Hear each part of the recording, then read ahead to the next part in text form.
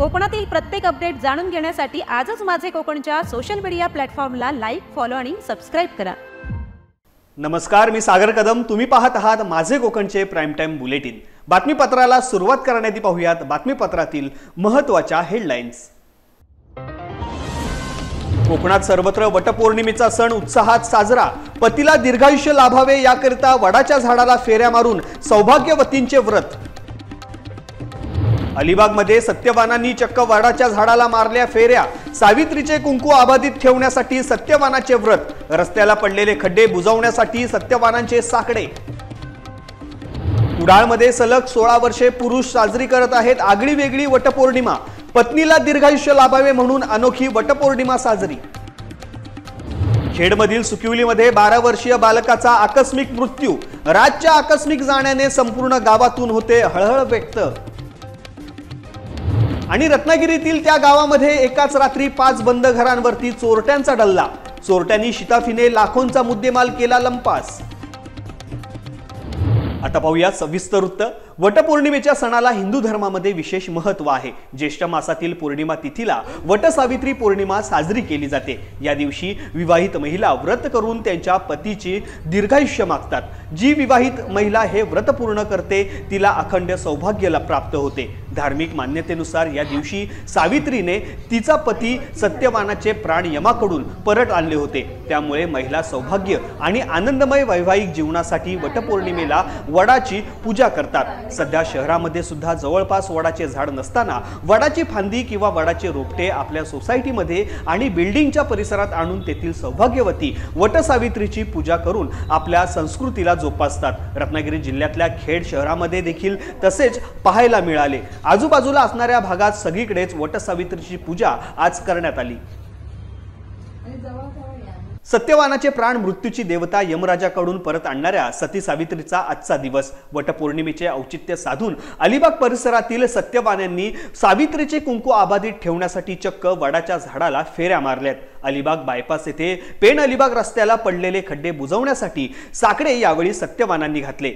गेल्या अनेक वर्षापासून अलिबाग बायपास येथील खड्ड्यांची असणारी समस्या कायमची संपवून संभाव्य अपघाताला आळा घालण्यासाठीची मागणी देखील स्थानिक नागरिकांनी केली आहे। निमित्त रस्त्यावरील खड्डे बुजवण्याचे होते, परंतु योग मात्र वटपौर्णिमेचा होता। लोकप्रतिनिधी आणि सार्वजनिक बांधकाम विभागाचे दुर्लक्ष होत असल्याने संभाव्य अपघात टाळण्यासाठी स्थानिक तरुणांनीच गांधीगिरीचा पर्याय निवडला। या तरुणांनी वटपौर्णिमेच्या दिवशी शासनाचे लक्ष वेधले आहे।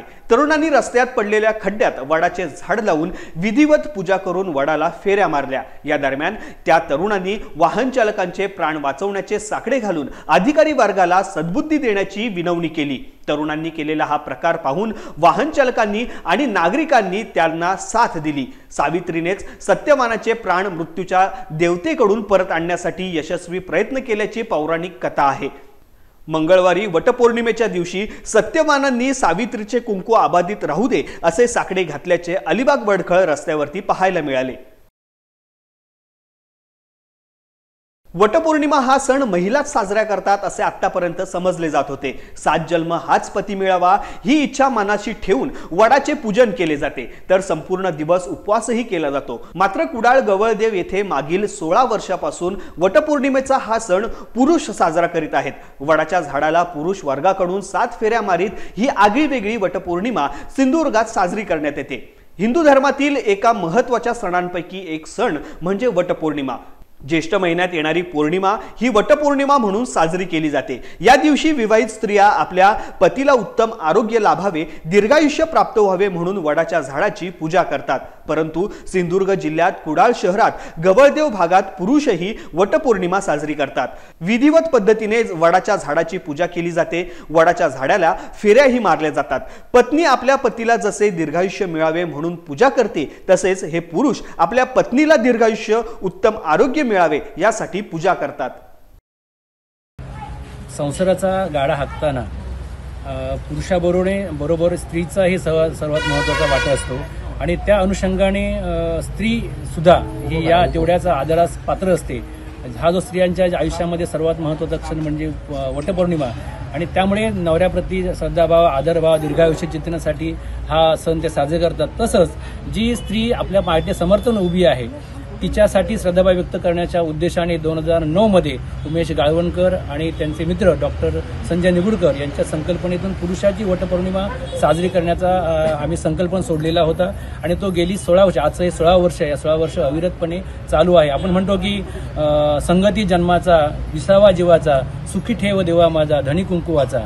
हा जो धनी कुंकुवाचा जोपर्यंत सुखी नाही तोपर्यंत संसार चांगल्या पद्धतीने चालू शकत नाही आणि त्याला दीर्घायुष्य लाभावं, त्याच्या यशामध्ये, त्याच्या कार्यामध्ये, त्याच्या अगोदर प्रगती त्याची होत राहावी, हा यामागचा उद्देश आहे. आणि त्या पद्धतीने स्त्री ह्या ठिकाणी प्रयत्न करत असते, आसन करत असते. आम्ही सुद्धा या उद्देशानेच, तर ती आहे म्हणून आम्ही आहोत. स्वामी गौरवार्थ अमृतम असं म्हटलं जातं. एक नवऱ्याचा एक प्रेमाचा शब्द सुद्धा त्या ठिकाणी तिला मिळाला तरी सुद्धा चांगल्या पद्धतीने तरी संसार करू शकते. गोविंदाग्रजांची एक कविता आहे की क्षण एक पुरे प्रेमाचा, वर्षाव पडो मरणांचा. पुरुषाने एखादा शाबासकीची प्रेमाची थाप जरी पाठीशी मारली तरी कोणत्याही स्त्रीला हे म्हणजे आकाश ठेंगणं वाटतं. आणि हीच जाणीव आपण जपायची आहे. तिच्या कर्तृत्वाची, तिच्या त्यागाची जर आपण योग्य दखल घेतली तर संसार सुखाचा, आनंदाचा होऊ शकतो. हा संदेश आम्ही या निमित्ताने या पुरुषांच्या वटपौर्णिमेमार्फत जगाला आणि समाजाला देऊ इच्छितो. ही प्रथा खरोखरच संदेश चांगला देणारी आहे. कारण यामध्ये लाजणं किंवा संकोच करणं हा संदर्भ किंवा याची चेष्टा करणं हा उद्देश न ठेवता की जर स्त्री पुरुषासाठी एवढे 7 जन्मी तो नवरा मिळावा, जो कसा असेल तो चांगल्या पद्धतीने मला जीवनसाथी मिळावा, अशी जर स्त्री अपेक्षा करत असेल तर ज्या स्त्रीने आपला संसार सांभाळलेला आहे, आपल्याला कशा पद्धतीने संसारातली उणीव भासू दिली नाहीये, तिच्यावरती जर आपण आदरभाव व्यक्त केला तर काय फरक पडतो आहे. आणि त्यामुळे तो हा विषय कुठेतरी चेष्टेचा किंवा असा मस्करीचा विषय नाही आहे. तर या सगळ्या समाजाने अशा पद्धतीने स्त्रीला सुद्धा ह्या वटपौर्णिमेच्या निमित्ताने एक तिच्याप्रती आदर आपण व्यक्त करूया आणि त्याच्याकडे चांगल्या सकारात्मक दृष्टीने पाहिल्यास निकोप समाजाच्या वाढीसाठी हा सण अतिशय दिशादर्शक ठरू शकतो. वटसावित्रीची पूजा म्हणजे आजचा हा सण हा स्त्रियांसाठी खूप मोठा मानला जातो. कारण जसं वडाला खूप आयुष्य आहे तसं आपल्या पतीलाही जास्त आयुष्य मिळावं म्हणून त्या करतात. त्याचप्रमाणे आज कुडाळमध्ये सगळे जे पुरुष मंडळी करतात, आज 15-16 वर्ष झालेली आहेत या गोष्टीला. आणि त्याच्यातून त्यांच्या भावना, स्त्रीप्रती ज्या भावना आहेत त्यांना चांगलं आयुष्य, त्यांना दीर्घायुष्य लाभू दे, त्यांना जे काम करतात त्याच्यात त्यांना जास्त यश मिळू दे, यासाठी हे जे पुरुष दरवर्षी न चुकता ही जी वटपौर्णिमा करतात त्यासाठी आम्हाला खरोखर त्यांचा आदर वाटतो. चिपळूणमध्ये देखील वटपौर्णिमेनिमित्त पारंपरिक पद्धतीने वडाचे पूजन करण्यात आले. शहरातील वडनाका या परिसरात पारंपरिक पद्धतीने वडाला फेऱ्या मारून शेकडो महिलांनी वडपूजन केले. भारतीय संस्कृतीप्रमाणे मराठमोळ्या पोशाखामध्ये साज शृंगार करून अनेक महिलांनी यावेळी पूजन केले. आज वटपौर्णिमा सण, 7 जन्मी हाच पती मिळावा यासाठी आज सुवासिनी महिलांनी वडाची पूजा करून देवाला साकडे घातले. यावेळी महिलांनी पारंपरिक वेशभूषा परिधान करून मनोभावे वडाची पूजा केली. रत्नागिरीत पावसाने दडी मारल्यामुळे मळभी वातावरण होते. पावसामुळे कोणतीही अडचण वटपौर्णिमेच्या सणानिमित्त आलेली नाहीये. महिलांचा मोठा उत्साह दिसून आला. परंतु मुंबई गोवा महामार्गाच्या चौपदरीकरणामध्ये मोठ्या प्रमाणात वृक्षतोड झाल्यामुळे मोठी वडाची झाडे नष्ट झाली आहेत. त्यामुळे वडाच्या झाडाच्या फांद्या घरी आणून त्याचे पूजन केले गेले. महामार्गाच्या कामात मोठ्या प्रमाणात वडाच्या झाडांची कत्तल झाल्याची खंत यावेळी महिलांनी बोलून दाखवली. आपल्याकडे वटपौर्णिमा हा सण फार उत्साहात साजरा केला जातो. 7 जन्म हाच पती मिळावा यासाठी ही पूजन केले जाते आणि दिवसभर उपवासही केला जातो. आत्ताच्या काळात मुंबई महामार्ग रस्त्यावर मोठ्या प्रमाणात वडांच्या झाडांची तोड झाली आहे. जिथे आम्ही पहिलं पूजा करायचो ती आता वडांची झाडांची तोड झाल्यामुळे आम्ही वटवृक्षाचं रोपटं एक घरात आणून लावलं आहे आणि तिथे सर्व महिला मिळून छान उत्साहाने पूजा करतो आणि ते करताना छान आनंद होतो आम्हाला. खेड तालुक्यातील सुकिवली बुद्धवाडी येथील तावडे चाळीमध्ये राहणाऱ्या एका 12 वर्षीय बालकाचा आकस्मिक मृत्यू झाल्याची घटना 9 मे रोजी सकाळी 11 वाजण्याच्या सुमारास घडली. राज ईश्वर पवार असे या मृत झालेल्या बालकाचे नाव असून त्याचे मूळ गाव कर्नाटक आहे. राज हा गेल्या काही दिवसांपासून ताप व काविळी झाल्याने आजारी होता. त्याच्यावरती उपचार देखील सुरू होते. मात्र 9 जून रोजी त्याची परिस्थिती नाजूक बनल्याने त्याला नजीकच्या हॉस्पिटलमध्ये उपचारासाठी दाखल करण्यात आले. उपचार सुरू होण्यापूर्वीच त्याचे निधन झाले. दरम्यान राज हा हसमुख म्हणून परिसरात सर्वांना परिचित होता. तसेच सर्व कार्यक्रमांमध्ये त्याचा हिरिरीने सहभाग असायचा. त्याच्या आकस्मिक जाण्याने सुकिवली गावामधून हळहळ व्यक्त होत आहे। त्याच्यावरती कर्नाटक या मूळ गावी अंत्यसंस्कार करण्यात आले। या प्रकरणी येथील पोलीस स्थानकात आकस्मिक मृत्यू म्हणून नोंद करण्यात आलेली आहे।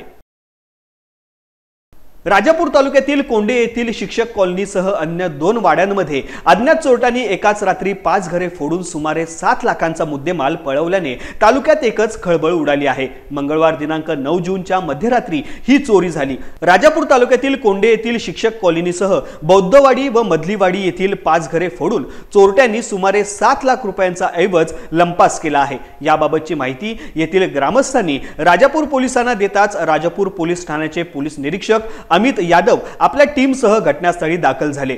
जिल्हा पोलीस अधीक्षक नितीन बागडे यांच्या मार्गदर्शनाखाली लांजा डीवायएसपी यशवंत केडगे हे देखील घटनास्थळी दाखल झाले। तसेच हे दरोडे प्रकरण तपासण्यासाठी रत्नागिरी डॉग स्क्वॉड व रत्नागिरी फॉरेन्सिक टीमला पाचारण करण्यात आले। गेल्या अनेक दिवसांपासून राजापुरात मोठी घरफोडी झाल्याने पुन्हा चोरट्यांनी आपला मोर्चा राजापूरकडे वळवला आहे असे सांगितले जात आहे। एकाच रात्रीत 5 बंद घरे चोरट्यांनी फोडल्याने राजापूर पोलिसांसमोर मोठे आव्हान उभे राहिले आहे। आता या चोरी प्रकरणाचा राजापूर पोलीस कसून तपास करत असून चोरट्यांसह मुद्देमाल कधी पोलिसांच्या हाती येईल याकडे सर्वांचे लक्ष लागून राहिले आहे।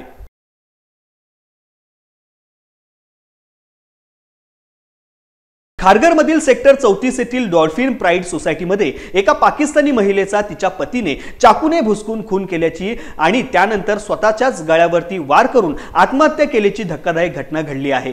या घटनेमुळे परिसरात एकच खळबळ उडाली आहे। मयत महिलेचे नाव सपना नोतनदास, वय वर्ष 35 असून ती मूळची पाकिस्तानातील आहे। तिचे पती नोतनदास उर्फ संजय सचदेव, वय वर्ष 45 यांनी कोणत्या तरी अज्ञात कारणावरून सपनासोबत वाद घालून स्वयंपाकघरातील चाकूने तिच्यावरती गळ्यावरती, पाठीवरती आणि खांद्यावरती वार केले। यात सपना यांचा जागीच मृत्यू झाला। त्यानंतर आरोपी नोतनदास यांनी स्वतःच्याही गळ्यावरती चाकूने वार करून आत्महत्येचा प्रयत्न केला। ते देखील गंभीर जखमी अवस्थेत मयत झालेत। मयत सपनाची बहीण संगीता माखीजा हिने खारघर पोलीस ठाण्यात तक्रार दाखल केली असून पोलीस ठाण्यात गुन्हा दाखल करण्यात आला आहे। खारघर पोलीस तपास करत असून या दुहेरी मृत्यूमागचे नेमके कारण अद्याप स्पष्ट झालेले नाहीये।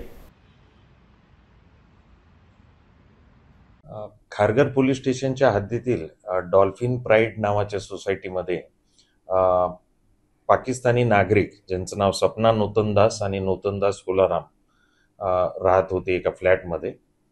ते नोव्हेंबर 2024 मध्ये शॉर्ट टर्म विसावर भारतामध्ये आलेले होते। त्यांना 2 मुलं होते, एक 10 वर्षाचा 6 वर्षाचा। काल एक मुलगा शाळेत गेला होता, एक मुलगा क्लासला गेला होता। साधारणतः 10:30च्या सुमारास तो परत आल्यानंतर त्याला लक्षात आलं की त्याच्या घराचा दरवाजा लॉक आहे आणि आई किंवा वडील दोघेही दरवाजा उघडत नाहीयेत। बराच वेळ त्यांनी वाट पाहिली, नातेवाईकांना कळवलं। तेव्हा ह्याच्यातली जी सपना आहे तिची बहीण ही भारतातच राहिला आहे। ही नातेवाईक आणि मित्रांसोबत आली। मग त्यांनी शेजारच्या फ्लॅटमधून जाऊन बघितलं असता शेजारच्या फ्लॅटची गॅलरी आणि ह्यांची गॅलरी ही एकमेकाला लागून होती। त्याच्यापैकी एका व्यक्तीने या गॅलरीतून त्या गॅलरीत प्रवेश केला आणि मध्ये त्याला दिसलं की सपना आणि नोतनदास हे रक्ताच्या थारोळ्यात पडलेले आहेत आणि आतून दरवाजा बंद आहे। त्याने तो दरवाजा उघडला आणि मग त्यानंतर सगळे नातेवाईक मित्रांनी आत प्रवेश केला, पोलिसांना कळवलं। पोलीस घटनास्थळी गेले, सगळे पुरावे गोळा केले। या प्रकरणामध्ये आपण खुनाचा गुन्हा दाखल केलेला आहे। प्रथमदर्शनी असं दिसून येतं की हा जो नोतनदास हुलाराम आहे त्याने त्याच्या पत्नीची चाकूने हत्या केली आणि त्यानंतर स्वतःवर पण चाकूने वार केले आणि आत्महत्या केली। माणगाव शहरात सोमवार दिनांक 9 जून रोजी माणगाव शिक्षण प्रसारक मंडळाच्या मातोश्री गंगूबाई संभाजी शिंदे सीबीएसई शाळेचा उद्घाटन सोहळा उपमुख्यमंत्री एकनाथ शिंदे यांच्या हस्ते संपन्न झाला। या कार्यक्रमाच्या अध्यक्षस्थानी खासदार सुनील तटकरे होते। तसेच उद्योग मंत्री उदय सामंत, नामदार भरत गोगावले, आमदार महेंद्र दळवी, संस्था अध्यक्ष ॲडव्होकेट राजीव साबळे, संस्था संचालक तथा माजी आमदार अनिकेत तटकरे, मान्यवरांसहित संस्था चालक, पालकवर्ग, शिक्षक मोठ्या संख्येने उपस्थित होते। यावेळी उपमुख्यमंत्री एकनाथ शिंदे यांनी मनापासून शुभेच्छा देत ॲडव्होकेट राजीव साबळे यांच्या कार्याचे कौतुक करीत या शैक्षणिक कार्याला सर्वतोपरी मदत करण्याचे आश्वासन दिले। कॉलेजला आता मान्यता मिळाली आहे, IT कॉलेज आहे, लॉ कॉलेज आहे, आपलं कॉमर्स सायन्स आर्ट कॉलेज आहे, इतरही त्यांच्या संस्था आहेत. आणि आता या ठिकाणी त्यांनी CBSE बोर्डाची इंग्लिश मिडियमची शाळा सुरू केली. खरं म्हणजे इथल्या पालकांची मागणी होती, इथल्या पालकांची देखील अपेक्षा होती की CBSE शाळा सुरू व्हावी. आणि माणगाव शिक्षण प्रसारक मंडळाने त्यांची मागणी पूर्ण केली. त्यामुळे एक प्रकारे आता या भागातल्या मुलांना चांगल्या दर्जाचं शिक्षणही मिळेल. मनसे नेते प्रकाश महाजन यांनी राज्याचे मंत्री नितेश राणे यांच्यावरती केलेल्या टीकेनंतर भाजप खासदार नारायण राणे यांनी महाजन यांना धमकीवजा इशारा दिला आहे. पुन्हा आमच्या विरोधात बोलाल तर उलट्या करायला लावीन असे त्यांनी म्हटले. यानंतर राणे समर्थकांकडून फोनवरून शिवीगाळ आणि जीवे मारण्याच्या धमक्या दिल्या गेल्याचा आरोप महाजन यांनी केला आहे. यावर आता माजी आमदार वैभव नाईक यांनी प्रतिक्रिया दिली आहे. नारायण राणे साहेब, तुमच्या मुलावर टीका केल्यावर ती टीका तुम्हाला झोपली आणि ती एका वयस्कर नेत्याने केली होती. खरं तर तुम्ही निवडून आलात, तुमचे चिरंजीव निवडून आले, याबद्दल दुमत नाही. परंतु ते निवडून येताना किती पक्ष बदललेत हे पण आपण वस्तुस्थिती जाणून घेतली पाहिजे होती. आणि ज्या ज्या पक्षात आपण आहात त्या त्या पक्षाच्या विरोधात कशी टीका तुमच्या चिरंजीवाने केली आहे. ज्या सोनिया गांधींनी तुम्हाला मंत्री केलं, त्या सोनिया गांधींनी तुमच्या मुलाला खासदार केलं, त्यांच्यावर तुमचा मुलगा कशी टीका करतो, त्यांचं वयाचं भान आहे का. ज्या बाळासाहेबांनी तुम्हाला सर्वांना घडवलं, त्या बाळासाहेबांवर तुमचे दुसरे चिरंजीव कशी टीका करत होते. उद्धव साहेब आणि राजसाहेबांवर तुमचे चिरंजीव कशी टीका करतायत. जेव्हा तुम्ही काँग्रेसमध्ये होता तेव्हा फडणवीसांवर, देवेंद्र फडणवीसांसारख्या वरिष्ठ नेत्यावर तुम्ही कशी टीका करत होता तुमचे चिरंजीव. त्यावेळी तुम्हाला तुमच्या चिरंजीवांची वाच्यनिक प्रबलता दिसली नाही काय. आणि त्यामुळे आपल्यावर पण टीका केली तर त्यांना मारहाणीपर्यंत धमकी द्यायची.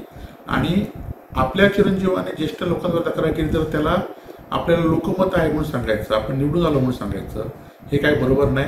आणि त्यामुळे खरं तर आपण लोकप्रतिनिधी आहात आणि त्यामुळे आपण अशी मारामारीची सारखी ज्या प्रमोद महाजनने शिवसेना भाजप युती घडवण्यासाठी मोठं काम केलं आणि ज्या भारतीय जनता पार्टीमध्ये आता आपण आहात ती महाराष्ट्रात घडवण्याचं काम खरं तर प्रमोद महाजनांनी केलं.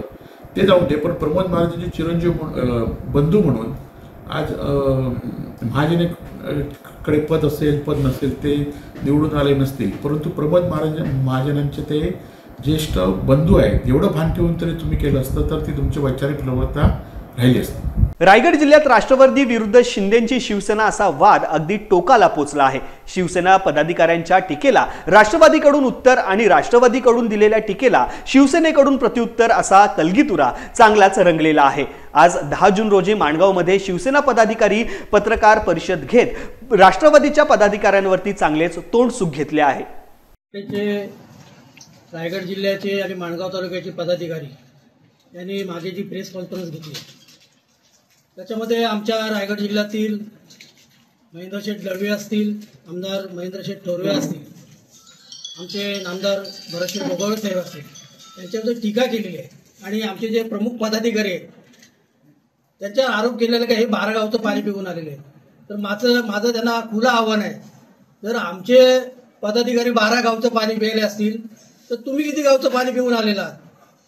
आणि मी तुम्हाला अजून सांगू इच्छितो की आता जी विधानसभेची निवडणूक झाली त्याच्यामध्ये आमच्या निजामपूर विभागाचे एक पदाधिकारी, मी नाव घेऊ इच्छित नाही, परंतु त्याने भीष्म प्रतिज्ञा केली होती की जर मी विधानसभेत स्नेहल जगताप यांना लीड दिला नाही तर राजकारण सोडून देईल. मला वाटलं होतं ते हिमालयात जातील, परंतु पाहिलं आता मागे तर पुन्हा ते 13 गावाचं पाणी प्यायला गेलेले आहे. म्हणून टीका करताना प्रत्येकाने आपला संयम बाळगावा, आपली कुवत ओळखायला पाहिजे. कारण तटकरे साहेबांचंच वाक्य आहे की राजकारणात ज्याने त्याने आपली कुवत ओळखून बोलायला पाहिजे. म्हणून या पदाधिकाऱ्यांना माझं स्पष्ट सांगणं आहे की तुम्ही टीका करताना फार विचारपूर्वक टीका करा. आमचे नामदार भरतशेठ गोगावळे साहेब कुणाच्या वाट्याला जात नाही. आणि मगाशी आमच्या साहेबांनी देखील सांगितलेलं आहे की आम्ही रोज पाहतो राष्ट्रवादीचे कार्यकर्ते भरतशेठ गोगावळे साहेबांच्या दार झिजवत असतात, उंबरठे झिजवत असतात. आणि मी तुम्हाला सांगू इच्छितो राष्ट्रवादी काँग्रेस पार्टीच्या या नेतृत्वाला कंटाळून माणगाव तालुक्यातल्या रोजच्या रोज नामदार भरतशेठ गोगावळे साहेबांच्या नेतृत्वाखाली रोजच्या रोज मोठी मोठी गावं ही शिवसेनेत प्रवेश करतायत. याला काय म्हणायचं? हीच का तुमची कुवत? म्हणून शिवसेनेच्या वाट्याला जाऊ नका. शिवसैनिकांच्या अंगावर याल तर तुम्हाला शिंगावर घ्यायची पण आम्ही ताकद बाळगतो. याच्या पुढे हा वाद मिटावा ही आमची सुद्धा भूमिका आहे. पण असे वक्तव्य या ठिकाणी जर शिवसैनिकांना देऊन कोणी आव्हान देत असेल तर ते आव्हान आम्ही स्वीकारतो आणि जशाच तसं उत्तर देण्याची धमक संपूर्ण शिवसैनिकांमध्ये आहे. मला तटकरे साहेबांना विनंती करायची आहे की तुम्ही या जिल्ह्याचे वडीलधारी नेतृत्व आहात. जो पालकमंत्री पदाचा वाद आहे तो त्या ठिकाणी तुमच्या पुढाकाराने सुटला गेला पाहिजे. कारण या ठिकाणी मेरिटला महत्व असतं राजकारणामध्ये. आमचे 3 आमदार आहेत आणि तुमचा एकमेव आमदार या जिल्ह्याच्या राजकारणामध्ये आहे. तुमचे पदाधिकारी आम्हाला खासगीमध्ये सांगतात की जर आमच्याकडे 3 आमदार असते आणि तुमचा 1 आमदार असता तर आम्ही तुम्हाला पालकमंत्रीपद दिलं नसतं. पण आता पालकमंत्रीपद हे भरतशेठ गोगोले साहेबांना मिळालं पाहिजे हे तुमचे पदाधिकारी आम्हाला खासगीमध्ये सांगतात. त्याच्यामुळे हा वाद इथे या ठिकाणी मिटला पाहिजे. ज्या सुभाष केकाडेंनी आमच्या काळके साहेबांवर वैयक्तिक टीका केली, वास्तविक तुम्ही कार्याध्यक्ष आहात, तुम्ही अशोकदादा साबळे आणि राजीव साबळे यांचे चेले आहात, त्यांचे संस्कार तुमच्यावर आहेत. तर या प्रकारचे तुम्ही वैयक्तिक जाऊन टोकाला टीका करणं बरोबर नाही. त्यामध्ये आणखीन तुम्ही सांगितलं की हे सर्व जे माणगाव तालुक्यातील शिवसेनेचे पदाधिकारी आहेत हे 12 गावचं पाणी पिऊन आलेले आहेत. तुम्हाला सांगतो अद्यापपर्यंत आम्ही शिवसेना सोडून इतर पक्षात कधीही काम केलेलं नाही आहे. फक्त यावेळी तटकरे साहेबांचं बरेचशेच्या आदेशानुसार प्रामाणिकपणे काम केलेलं आहे.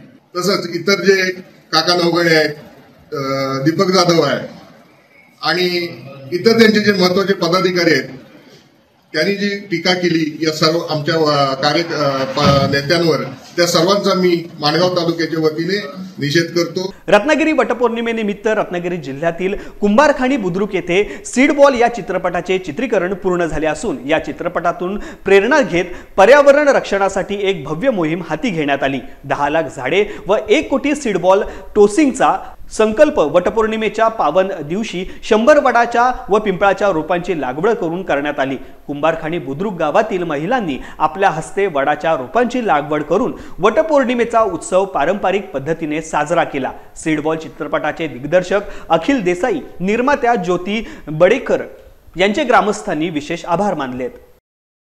सीडबॉल पिक्चरच्या निमित्ताने आपण आज इथे 10 लाख झाडं लावण्याचा उपक्रम आपण राबवणार आहोत. पण त्यासाठी आजपासून आपण वटपौर्णिमेच्या निमित्ताने तो सुरुवात करत आहोत आणि ही वडाची जी झाडं आहेत त्यांची पूजा आम्ही केलेली आहे आणि तीच झाडं आम्ही प्रत्येक ठिकाणी प्रत्येक वाडीमध्ये रस्तोरस्ती लावणार आहोत. सीडबॉल चित्रपटाचं चित्रीकरण कुंभारखाणी बुद्रुक या माझ्या गावामध्ये झालं होतं आणि या चित्रपटाच्या माध्यमातून आम्ही 10 लाख झाडं लावणं आणि 1 करोड सीडबॉल टॉसिंग करणं हा एक मिशन घेऊन उतरलेलो आहोत. आणि या मिशनची सुरुवात आज वटपौर्णिमेच्या निमित्ताने कुंभारखाणी बुद्रुक गावामध्ये एक आगळीवेगळी वटपौर्णिमा आम्ही साजरी करतोय आणि जे 10 लाख झाडं लावण्याचा आम्ही संकल्प केलेला आहे त्याची सुरुवात या ठिकाणी आज गावामधून 100 वृक्ष रोपण करून आम्ही करणार आहोत आणि हे महिलांच्या हस्ते आम्ही करतोय. प्रत्येक सत्यवानाला वाचवण्यासाठी सावित्री हा प्रयत्न करतच असते, पण इतरही जे आहे पूर्ण निसर्ग वाचवण्याची आज परिस्थिती निर्माण झालेली आहे. त्याकरता हा आमचा संकल्प आहे आणि तो पूर्णत्वास आम्ही नेणारच आहोत. त्याचबरोबर आज या ठिकाणाहून याची सुरुवात करण्यात आली. आज सर्वत्र वटपौर्णिमा सण साजरा होत आहे. महिला आपल्या पतीला दीर्घायुष्य लाभो याकरिता वडाच्या झाडाला फेऱ्या मारताना पाहायला मिळत आहेत. अशातच झाडांची बेशुमार कत्तल होत असल्याने पर्यावरणावरती होत असलेल्या परिणामांचा समतोल राखण्यासाठी झाडे लावा झाडे जगवा हा दरवर्षीप्रमाणे उपक्रम रोहा प्रेस क्लब कडून आजच्या दिवशी राबवण्यात आला. या कार्यक्रमाला रोहा प्रेस क्लबचे सर्व पदाधिकारी व वरसे ग्रामपंचायत हद्दीतील एकता नगरमध्ये ग्रामस्थ महिला वर्ग हे मोठ्या संख्येने उपस्थित होते.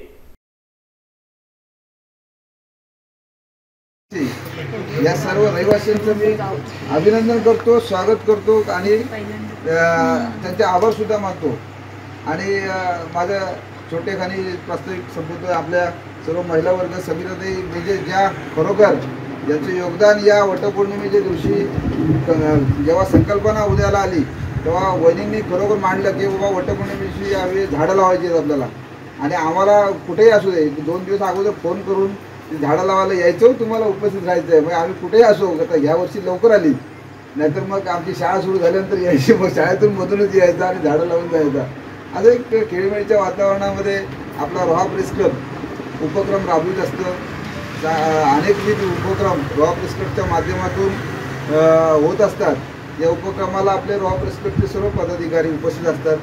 वटपौर्णिमेच्या पावन पर्वानिमित्त नवी मुंबई महानगरपालिकेच्या वतीने विशेष वृक्षारोपण कार्यक्रमाचे आयोजन करण्यात आले. या कार्यक्रमात महापालिकेतील महिला अधिकारी आणि कर्मचारी वर्गाने सक्रिय सहभाग घेत वडाच्या रोपट्याचे वृक्षारोपण करून पर्यावरण संवर्धनाचा संदेश दिला. महापालिकेच्या मुख्य कार्यालय परिसरात पार पडलेल्या या उपक्रमात वडाचे झाड भारतीय संस्कृतीत दीर्घायुष्याचे व स्थैर्याचे प्रतीक मानले जाणारे लावण्यात आले. यावेळी उपस्थित महिलांनी वृक्षारोपण करताना वटपौर्णिमेचे धार्मिक आणि सामाजिक महत्त्व अधोरेखित केले.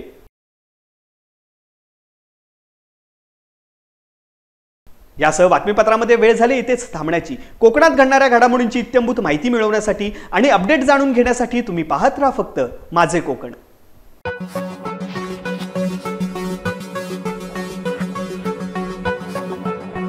Thank you.